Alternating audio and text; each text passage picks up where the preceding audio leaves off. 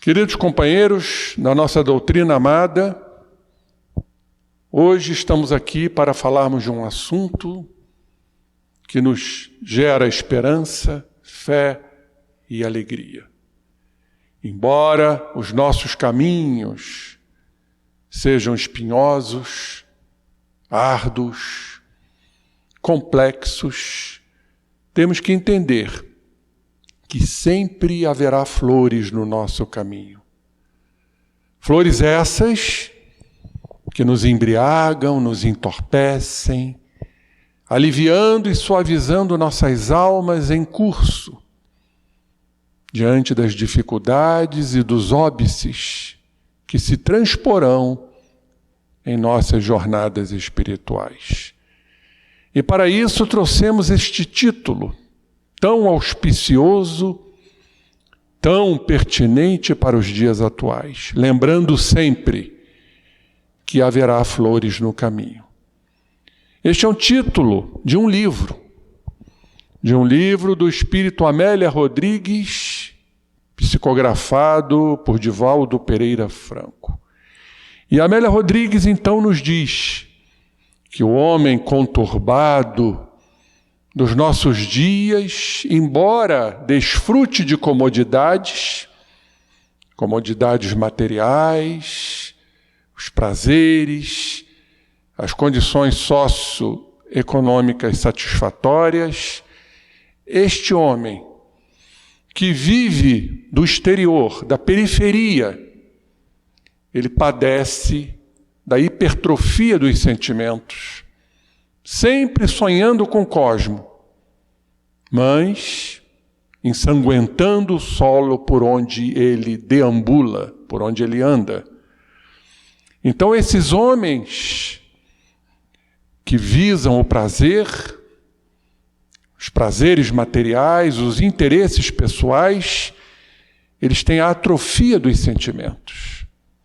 Lhes falta o amor, lhes falta o respeito, lhes falta a caridade para com o próximo. Seus sentimentos então ficam embotados, encapsulados, no que chamamos de atrofia dos sentimentos e não a hipertrofia. Embora nesses momentos de cataclismos, de enchentes, de alterações planetárias, vendavais e também pandemias, notamos que as nações se solidarizam umas com as outras. Quando elas se encontram vitimadas por esses cataclismos sísmicos e as tragédias inesperadas. Mas embora diante dessa solidariedade, quando tudo isso passa, elas não trepidam em fomentar guerras lastimáveis de destruição irracional, em que gera uma dizimação de povos, arruinam cidades e economias, mas também derruindo-se a si próprios, porquanto se comprometem com as leis maiores, exatamente o que o nosso amantíssimo Pai nos preconiza e nos aponta. O amor entre todos nós, em que Jesus Cristo nos deixou aquela frase lapidar: amai-vos uns aos outros como eu vos amei. Mas o que vemos é o orgulho, o egocentrismo, expresso na prepotência. Esta prepotência que arma a audácia e o pavor então campeia no mundo moderno. As criaturas se destruindo, se matando. Este processo grave, profundo de desigualdade social, gerando grandes distúrbios na área psicológica e espiritual entre as criaturas. Mas a ambição supera tudo isto. esta prepotência, fruto do orgulho, predomina. E o ser, então, procurando evadir-se dessa triste realidade terrena, em que a civilização malogrou, quando a ética moral sucumbe, soterrada pelas próprias ruínas, que foram produzidas pelo descalabro da cultura e, principalmente, esta volúpia inestancável dos prazeres dos sentidos exacerbados. A criatura tenta encontrar sinais de destruição nos astros que se alinham dentro das leis divinas, sem se dar conta de que são elas próprias as autoras das inomináveis calamidades que varrem o planeta em todas as direções. Tudo está no homem. O homem que não mede a sua ambição, a sua cobiça em conquistar, em ter, em possuir, dentro de uma ilusão que lhe caracteriza o apego material.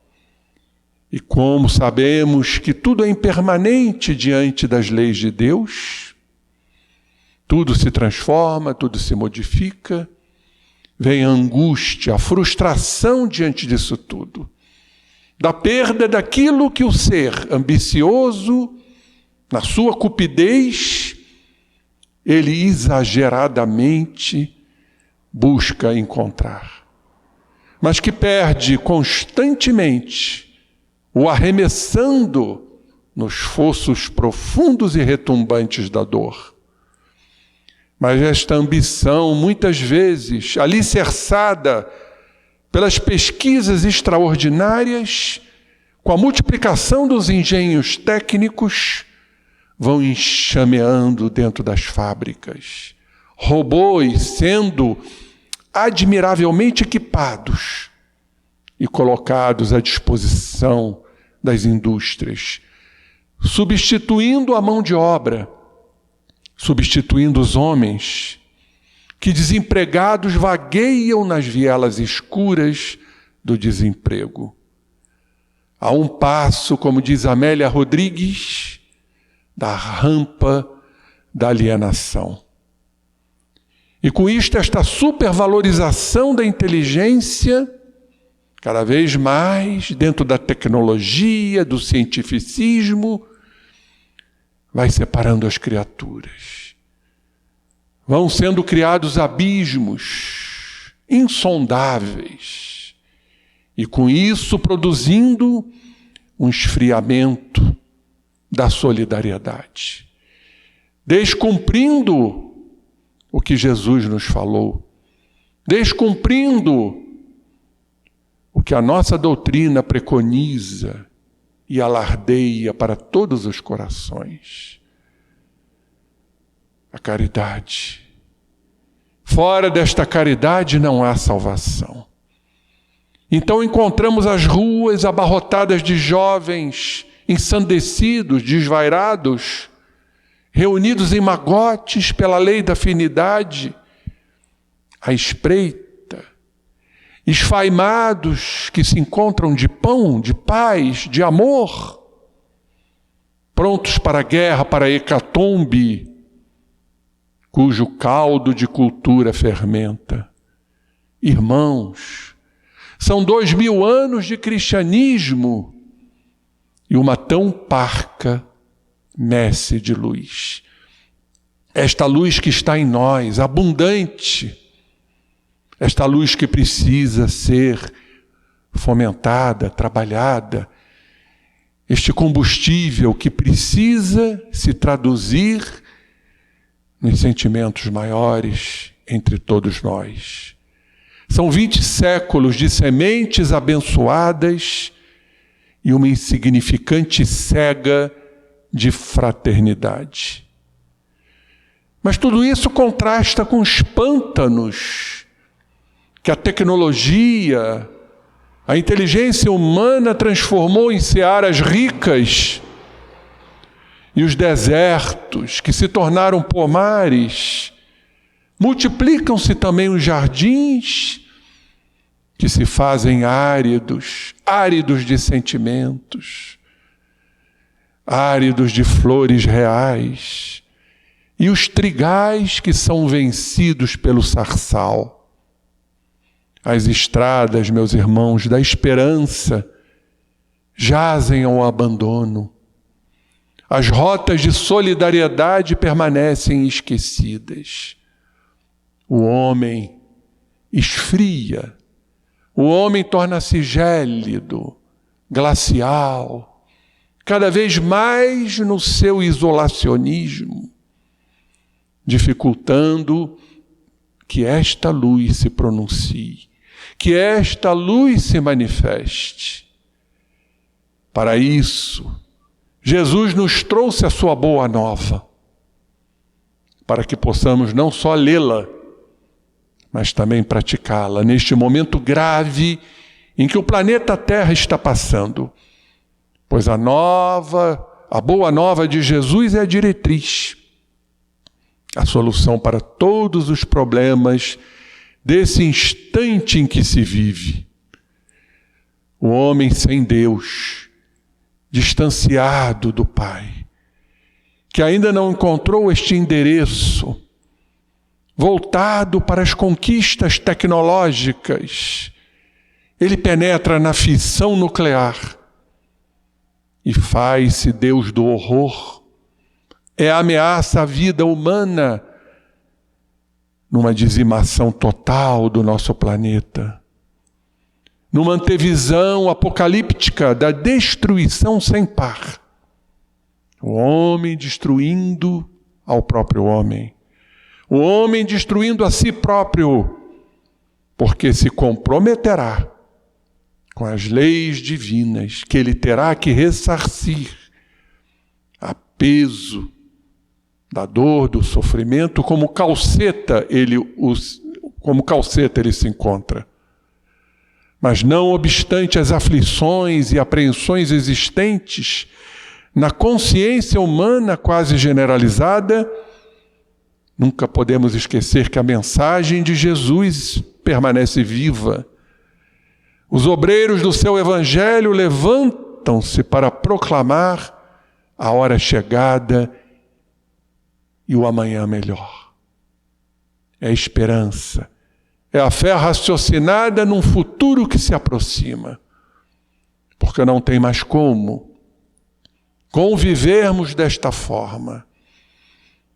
Convivemos na destruição. Convivemos com a secura da alma, que nos gera um grande vazio existencial. Uma ausência de amor, levando a alma a tristes situações deploráveis, de enfermidades psicoespirituais, como o quadro depressivo. Nem todos enxergam esta beleza que já reponta na terra sofrida.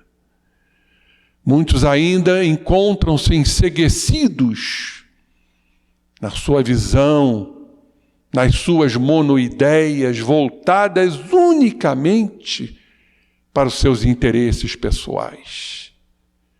Nos diz a nossa querida irmã, a poetisa Amélia Rodrigues: há flores no caminho. Elas estão lá nos aguardando para que os homens, ao inalarem aquele aroma de amor, possam estar dispostos a vencer estas distâncias emocionais e espirituais que nos separam, para a verdadeira conquista dos espaços morais, este progresso moral que nos cabe atingir, alcançar, para que possamos cumprir fundamentalmente as leis de Deus que se encontram em nossas consciências. O convite hoje, meus irmãos, é o mesmo que ontem. É o mesmo convite que Jesus nos fez. Bem-aventurados os aflitos, porque eles serão consolados. Que venham a mim, vós que sofreis, porque eu vos aliviarei. E este convite hoje ressoa na nossa acústica, em nossos ouvidos espirituais, mediante a dor que estamos enfrentando, mas é uma nova ótica profunda, compatível com a época em que nos encontramos.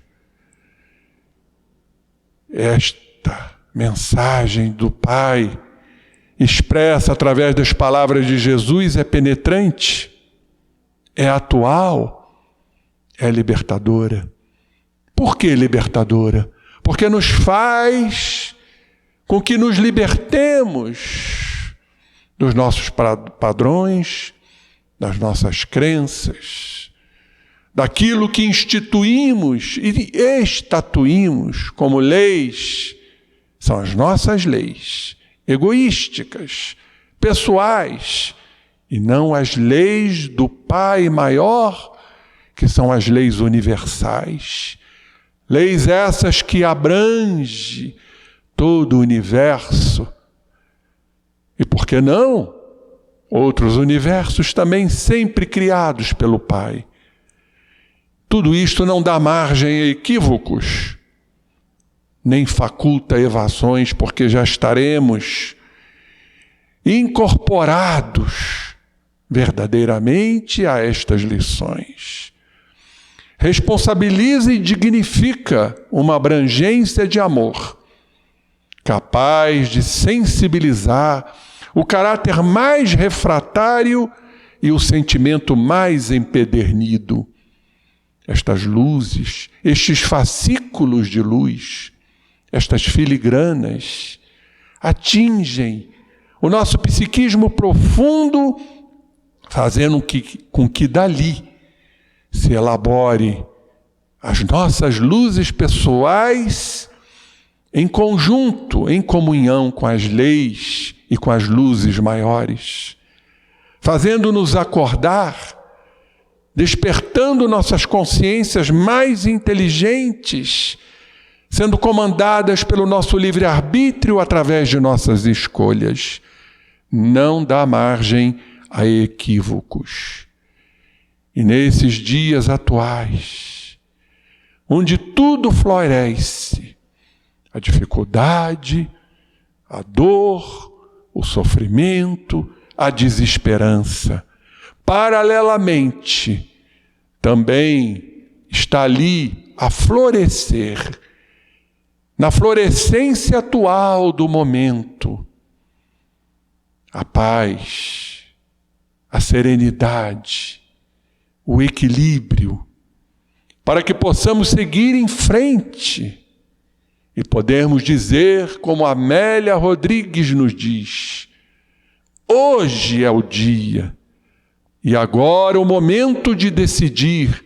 Olhem o nosso livre-arbítrio, as nossas escolhas, inteligentes que somos, para compreendermos e discernirmos o que é o certo e o que é o errado, para fazer a escolha correta de optar, ou Jesus Cristo ou César.